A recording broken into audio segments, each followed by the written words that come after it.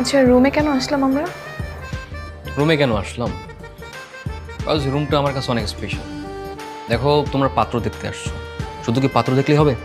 পাত্র দেখার সাথে সাথে পাত্রের বাড়ি ঘর, পাত্রের বেডরুম, পাত্রের ওয়াশরুম সব কিছুই দেখতে হবে, তাই না? বিকজ আফটার অল বিয়ের পরে তো আমরা একসাথেই থাকবো, তাই না? এবার বুঝতে পেরেছি। গতকাল আমরা তোমাদের বাসায় তোমাকে দেখতে গিয়েছিলাম, আজকে তুমি আমাদের বাসায় আসছো।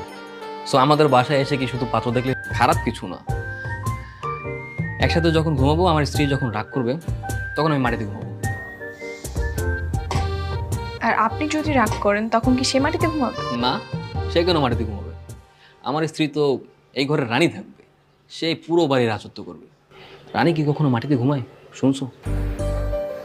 আর আর কি, তারপর আমি যখন সকালবেলা ঘুমিয়ে থাকবো, সে আমার জানালা ঠিক এইভাবে